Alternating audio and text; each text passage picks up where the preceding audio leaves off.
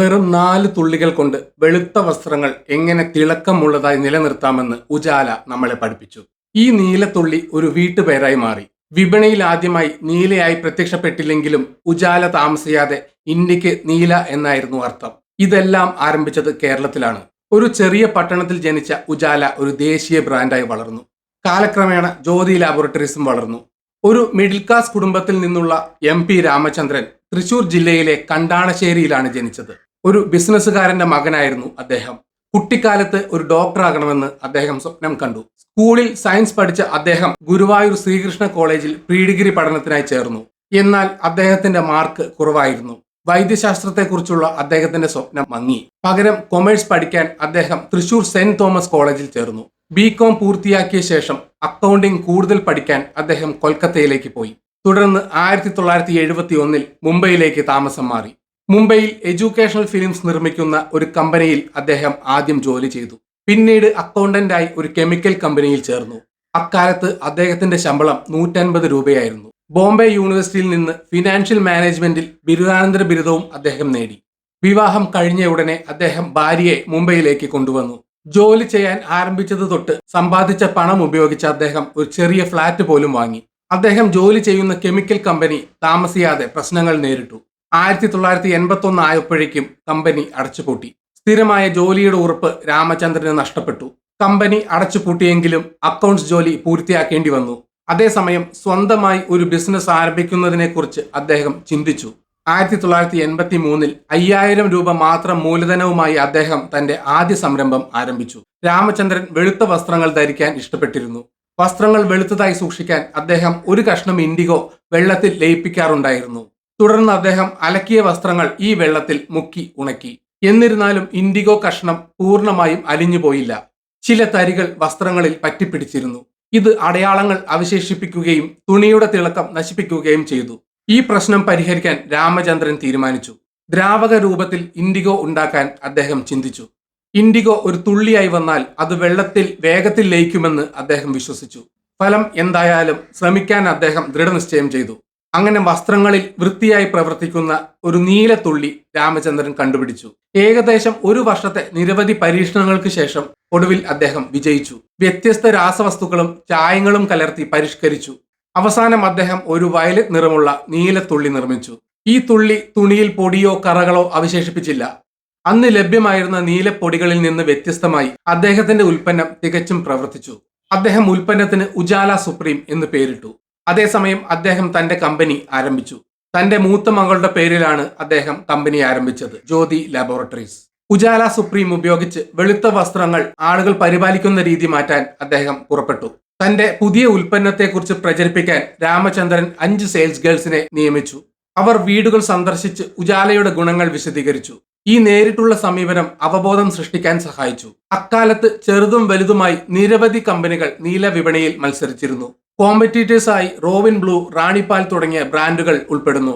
മിക്ക ഉൽപ്പന്നങ്ങളും പൊടികളായോ ബ്ലീച്ചായോ ലഭ്യമായിരുന്നു. ഉജാല വളരെ സവിശേഷമായിരുന്നു, കാരണം അതൊരു തുള്ളിയായിരുന്നു. പൗഡറുകളെക്കാൾ നന്നായി പ്രവർത്തിക്കുമെന്ന് ഇത് വാഗ്ദാനം ചെയ്തു. തുടക്കത്തിൽ ഉജാലയ്ക്ക് വിപണിയിൽ നിന്ന് അനുകൂലമായ പ്രതികരണം ലഭിച്ചില്ല. വിൽപ്പന മന്ദഗതിയിലായിരുന്നു. കമ്പനി അടച്ചുപൂട്ടലിന്റെ വക്കിലായിരുന്നു. പിന്നീട് ഒരു വഴിത്തിരിവ് വന്നു. മലപ്പുറം ജില്ലയിൽ നിന്നുള്ള ഒരു റീറ്റെയിലർ 1000 കുപ്പി ഉജാലയ്ക്ക് ഓർഡർ നൽകി. ഈ ഓർഡർ കമ്പനിയെ രക്ഷിക്കുകയും മുന്നോട്ടു പോകാൻ പുതിയ ഊർജം നൽകുകയും ചെയ്തു. ഉജാലയുടെ വിജയം ഒരാവശ്യം നിറവേറ്റാനുള്ള കഴിവിലാണെന്ന് രാമചന്ദ്രൻ വിശ്വസിച്ചു. അദ്ദേഹം തന്നെ വെളുത്ത വസ്ത്രങ്ങൾ പതിവായി ധരിക്കുന്നയാളായിരുന്നു. തന്റെ ഉയർന്ന നിലവാരം പുലർത്തുന്ന ഒരു ഉൽപ്പന്നം അദ്ദേഹം ആഗ്രഹിച്ചു. ആളുകൾ വ്യത്യാസം വിലമതിക്കുമെന്ന് അദ്ദേഹത്തിന് ഉറപ്പുണ്ടായിരുന്നു. മറ്റാർക്കും ഇതിലും മികച്ച ഉൽപ്പന്നം നൽകാൻ കഴിയാത്തതിനാൽ ഉജാല 1ാം സ്ഥാനത്ത് തുടരുമെന്ന് കമ്പനി പിന്നീട് പ്രസ്താവിച്ചു. വിപണി ഉജാലയ്ക്ക് തയ്യാറാണെന്ന് ഈ ബ്രേക്ക് ഡൗൺ ഓർഡർ തെളിയിച്ചു. തൃശൂരിലെ കണ്ടനാശ്ശേരിയിൽ രാമചന്ദ്രന്റെ പിതാവിന്റെ വീട്ടിലുള്ള ഒരു ചെറിയ ഷെഡിലാണ് ജ്യോതി ലാബോറട്ടറീസ് ആരംഭിച്ചത്. ആദ്യ വർഷം തന്നെ ഉജാല തുള്ളി നീലം 40,000 രൂപയുടെ വിൽപ്പന രേഖപ്പെടുത്തി. തുടക്കത്തിൽ ഉജാല തൃശൂർ ജില്ലയിൽ മാത്രമാണ് വിറ്റത്. താമസിയാതെ അതിന്റെ പ്രശസ്തി മറ്റ് ജില്ലകളിലേക്ക് വ്യാപിച്ചു. വെള്ള വസ്ത്രങ്ങളിൽ അതിന്റെ കാര്യക്ഷമമായ പ്രകടനം അതിന്റെ വിൽപ്പന വർദ്ധിപ്പിച്ചു.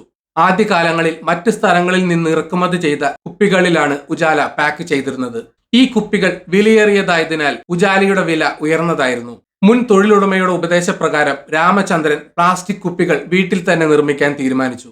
ഈ നീക്കം കുപ്പിവില പകുതിയായി കുറച്ചു. കുറഞ്ഞ പാക്കേജിംഗ് ചെലവ് ഉജാലയുടെ ലാഭവിഹിതം വർദ്ധിപ്പിച്ചു. 1987 ഉജാല കേരളത്തിനപ്പുറത്തേക്ക് അതിന്റെ വിപണി വികസിപ്പിച്ചു. ഉൽപ്പന്നം തമിഴ്നാട് വിപണിയിൽ പ്രവേശിച്ചു. അതേസമയം ജ്യോതി ലാബോറട്ടറീസ് പത്രങ്ങളിലൂടെ പരസ്യം ചെയ്യാൻ തുടങ്ങി. വെറും 4 തുള്ളികൾ എന്ന ആകർഷകമായ സ്ലോഗൻ പൊതുജന ശ്രദ്ധ പിടിച്ചുപറ്റി. റേഡിയോ, ടെലിവിഷൻ പരസ്യങ്ങൾ അതിന്റെ ജനപ്രീതി കൂടുതൽ വർദ്ധിപ്പിച്ചു. വെളുത്ത വസ്ത്രങ്ങൾ തിളക്കത്തോടെ സൂക്ഷിച്ചതിന് നിരവധി വീട്ടമ്മമാർ ഉജാലയെ സ്വീകരിച്ചു. വെറും 5 വർഷത്തിനുള്ളിൽ ഉജാലയുടെ വിറ്റുവരവ് 1 കോടിയിലെത്തി. വരുമാനം 100 കോടിയിലെത്തിയപ്പോഴേക്കും മാർക്കറ്റിംഗിനും പരസ്യത്തിനുമായി ഏകദേശം 36 കോടി ചിലവഴിച്ചുവെന്ന് രാമചന്ദ്രൻ പിന്നീട് സമ്മതിച്ചു. വിജയം മത്സരത്തെ ആകർഷിച്ചു. ഉജാലയുടെ വ്യാജ പതിപ്പുകൾ ഉടൻ തന്നെ വിപണിയിലെത്തി. ഉജാലയെ മറികടക്കാൻ മത്സരാർത്ഥികൾ നിരവധി തന്ത്രങ്ങൾ പരീക്ഷിച്ചു. ഈ വെല്ലുവിളികൾക്കിടയിലും ഉജാല വിപണിയിൽ 1-ാം സ്ഥാനത്ത് തുടർന്നു. അതിന്റെ ഗുണനിലവാരവും തെളിയിക്കപ്പെട്ട ഫലങ്ങളും അതിനെ ശക്തമായി നിലകൊള്ളാൻ സഹായിച്ചു. ജ്യോതി ലാബോറട്ടറീസ് ഒടുവിൽ എളിയ ഷെഡിൽ നിന്ന് 1 ഏക്കർ ഭൂമിയിലുള്ള ഒരു ശരിയായ ഫാക്ടറിയിലേക്ക് മാറി. കമ്പനി വളർന്നപ്പോൾ 1992 ചെന്നൈയിലും അടുത്ത 2 വർഷത്തിനുള്ളിൽ പുതുച്ചേരിയിലും പുതിയ ഫാക്ടറികൾ തുറന്നു. ഉജാലയുടെ വിജയത്തെ തുടർന്ന് കമ്പനി അതിന്റെ ഉൽപ്പന്ന ശ്രേണി വിപുലീകരിച്ചു. 1995 നെബുല എന്ന പേരിൽ ഒരു അലക്ക് സോപ്പ് ആരംഭിച്ചു. നിർഭാഗ്യവശാൽ 12% നികുതി ചുമത്തിയ ശേഷം നെബുല നിർത്തലാക്കി. അപ്പോഴേക്കും ഉജാല ഇന്ത്യൻ വിപണി പിടിച്ചെടുത്തിരുന്നു. ഉജാലയുടെ ഉൽപാദന അളവും ലാഭവും ക്രമാനുഗതമായി വർദ്ധിച്ചു.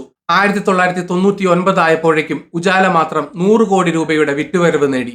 ഇന്ത്യ മുഴുവൻ ഉജാല വിറ്റു. അതിന്റെ പ്രശസ്തി ദിവസം തോറും വളർന്നു.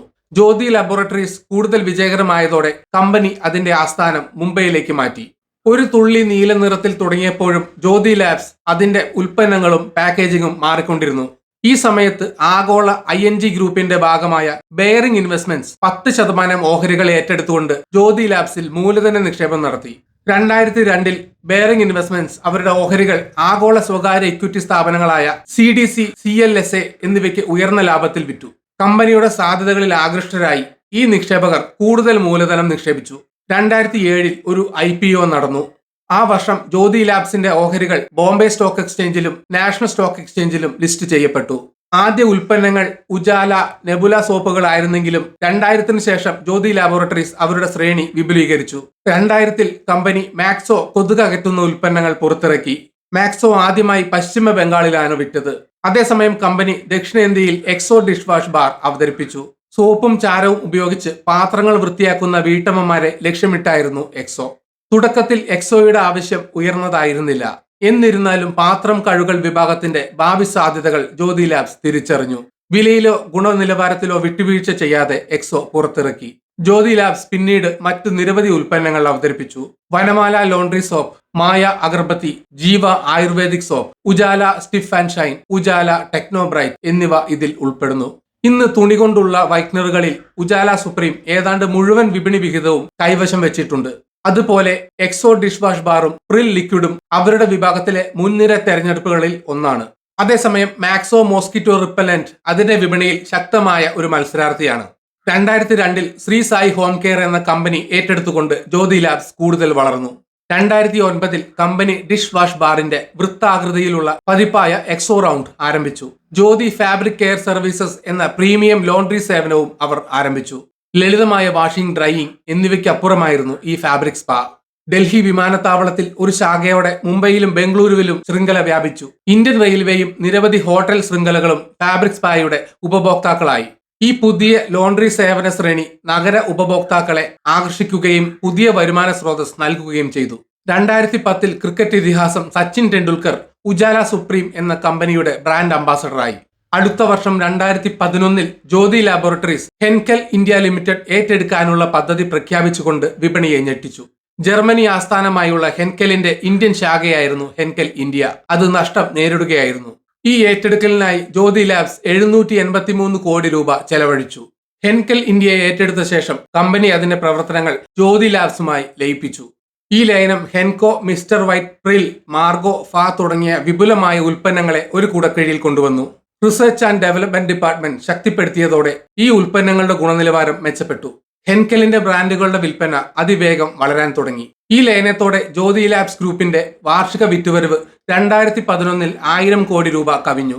ജ്യോതി ലാബ്സിന്റെ യാത്രയിൽ ബോളിവുഡും പങ്കുവഹിച്ചു. ശില്പ ഷെട്ടി, മാധുരി ദീക്ഷിത് തുടങ്ങിയ പ്രശസ്ത അഭിനേതാക്കൾ നിരവധി ഉൽപ്പന്നങ്ങളുടെ അംബാസഡർമാരായി. 2015 ജ്യോതി ലാബ്സ് എൻകോ ലിന്റലിജന്റ് അവതരിപ്പിച്ചു. തുണി സംരക്ഷണത്തിൽ വിപ്ലവകരമായ മാറ്റമാണ് ഈ ഉൽപ്പന്നം അടയാളപ്പെടുത്തിയത്. വർഷങ്ങളായി ജ്യോതി ലാബ്സ് ഉപഭോക്തൃ നിരയിൽ നിരവധി ഉൽപ്പന്നങ്ങൾ പുറത്തിറക്കി. പുതിയ Margo neem soap, Pril tamarind, Margo face wash എന്നിവ അവയിൽ ഉൾപ്പെടുന്നു. ഇന്ന് ജ്യോതി ലാബോറട്ടറീസ് ഒരു വലിയ കമ്പനിയായി വളർന്നു. വെറും 3.5 വർഷത്തിനുള്ളിൽ അതിന്റെ വിപണി മൂല്യം 7500 കോടി രൂപയിലെത്തി. രാമചന്ദ്രൻ കമ്പനി ആരംഭിച്ചത് മുതൽ 2020 വരെ അതിനെ നയിച്ചു. അതിനുശേഷം അദ്ദേഹത്തിന്റെ മകൾ ജ്യോതി അതിന്റെ നിയന്ത്രണം ഏറ്റെടുത്തു. 2023-24 വർഷത്തിൽ കമ്പനി 2757 കോടി രൂപയുടെ വരുമാനം നേടി. ഇന്ത്യയിലെ 23 പ്ലാന്റുകളായി 8000-ലധികം ജീവനക്കാർ ഇപ്പോൾ ജ്യോതി ലാബ്സിൽ ജോലി ചെയ്യുന്നു. രാജ്യത്തുടനീളമുള്ള 28 ലക്ഷം ഔട്ട്ലെറ്റുകൾ വഴി കമ്പനിയുടെ ഉൽപ്പന്നങ്ങൾ ഉപഭോക്താക്കളിലേക്ക് എത്തുന്നു. ആരംഭിച്ചതിനു ശേഷം ഉജാല സുപ്രീം ഇന്ത്യയിലെ 1-ാം നമ്പർ ഫാബ്രിക് വൈറ്റനറായി തുടരുന്നു. Exo dish wash bar, Pril liquid, Maxo കൊതുക് റിപ്പല്ലന്റ് എന്നിവയും അതത് വിപണികളിൽ മുൻനിര സ്ഥാനങ്ങൾ വഹിക്കുന്നു. ഇതുവരെ ജ്യോതി ലാബ്സ് 6 വ്യത്യസ്ത വിഭാഗങ്ങളിലായി 24 ഉൽപ്പന്നങ്ങൾ പുറത്തിറക്കിയിട്ടുണ്ട്. ഉജാലയുടെയും ജ്യോതി ലാബ്സിന്റെയും യാത്ര നൂതനത്വത്തിന്റെയും സ്ഥിരോത്സാഹത്തിന്റെയും യാത്രയാണ്. തൃശൂരിലെ ഒരു ഷെഡിലെ എളിയ തുടക്കം മുതൽ ഒരു ദേശീയ ബ്രാൻഡായി മാറുന്നത് വരെയുള്ള ഓരോ ചുവടും കഠിനാധ്വാനത്തിലൂടെ നേടിയെടുത്തതാണ്. വെളുത്ത വസ്ത്രങ്ങൾ കൂടുതൽ തിളക്കമുള്ളതായി നിലനിർത്താൻ കഴിയുന്ന ഒരു തുള്ളി എന്ന രാമചന്ദ്രന്റെ ലളിതമായ ആശയം വിപണിയെ മാറ്റിമറിച്ചു. ഇൻഡിഗോ കട്ടകളുടെ പ്രശ്നം പരിഹരിക്കാനുള്ള അദ്ദേഹത്തിന്റെ ദൃഢനിശ്ചയം ഒരു മികച്ച ഉൽപ്പന്നത്തിന്റെ ജനനത്തിലേക്ക് നയിച്ചു. വ്യക്തവും സത്യസന്ധവുമായ മാർക്കറ്റിംഗിലൂടെ ഉൽപ്പന്നം ക്രമേണ വീട്ടമ്മമാരുടെയും ഉപഭോക്താക്കളുടെയും വിശ്വാസം നേടി. കാലക്രമേണ കമ്പനി അതിന്റെ ഉൽപ്പന്ന ശ്രേണിയും ഭൂമിശാസ്ത്രപരമായ വ്യാപ്തിയും വികസിപ്പിച്ചു. ശ്രദ്ധാപൂർവമായ ആസൂത്രണം, ഗുണനിലവാരമുള്ള ഉൽപ്പന്നങ്ങൾ, ഫലപ്രദമായ പരസ്യം എന്നിവ അടുത്ത മത്സരത്തെ മറികടക്കുമെന്ന് അതിന്റെ കഥ കാണിക്കുന്നു. ജ്യോതി ലാബ്സിന്റെ പരിണാമം ഉജാലയിൽ അവസാനിച്ചില്ല. കമ്പനി നവീകരണം തുടർന്നു. ഹോം കെയർ, കൺസ്യൂമർ ഗുഡ്സ് എന്നിവയുടെ മറ്റ് മേഖലകളിലേക്ക് വൈവിധ്യവൽക്കരിച്ചു. ശക്തമായ നേതൃത്വവും ഗവേഷണ വികസന മേഖലയിലെ തുടർച്ചയായ നിക്ഷേപവും ഉപയോഗിച്ച് ബ്രാൻഡ് അതിന്റെ പോർട്ട്ഫോളിയോ വികസിപ്പിച്ചു. ഉപഭോക്താക്കളുടെ വികസിച്ചുകൊണ്ടിരിക്കുന്ന ആവശ്യങ്ങൾ നിറവേറ്റുന്ന ഉൽപ്പന്നങ്ങൾ അത് പുറത്തിറക്കി. തന്ത്രപരമായ ഏറ്റെടുക്കലുകളും സ്മാർട്ട് മാർക്കറ്റിംഗ് നീക്കങ്ങളും കമ്പനിയെ കൂടുതൽ വളരാൻ സഹായിച്ചു. ഇന്ന് അതിവേഗം മാറിക്കൊണ്ടിരിക്കുന്ന ഉപഭോക്തൃ വിപണിയിൽ വിജയത്തിന്റെ പ്രതീകമായി ജ്യോതി ലാബ്സ് നിലകൊള്ളുന്നു. ഒരു ചെറിയ കുടുംബ സംരംഭത്തിൽ നിന്ന് ഒരു പ്രധാന പൊതു കമ്പനിയിലേക്കുള്ള അതിന്റെ യാത്ര കഠിനാധ്വാനത്തിന്റെയും സ്മാർട്ട് തീരുമാനങ്ങളുടെയും തുടർച്ചയായ നവീകരണത്തിന്റെയും പ്രചോദനാത്മകമായ ഒരു കഥയാണ്. ഈ വീഡിയോ ഇവിടെ വെച്ച് നിർത്തുന്നു. നിങ്ങൾക്ക് വീഡിയോ ഇഷ്ടപ്പെട്ടെങ്കിൽ ലൈക്ക് ചെയ്യുക. ചാനൽ സബ്സ്ക്രൈബ് ചെയ്തിട്ടില്ലെങ്കിൽ സബ്സ്ക്രൈബ് ചെയ്യുക. നിങ്ങളുടെ വിലയേറിയ അഭിപ്രായങ്ങൾ കമന്റിൽ രേഖപ്പെടുത്തണം. നോട്ടിഫിക്കേഷൻ ബെൽ ബട്ടൺ അമർത്താൻ മറക്കരുത്. മറ്റൊരു വീഡിയോയുമായി വീണ്ടും കാണാം. ബൈ.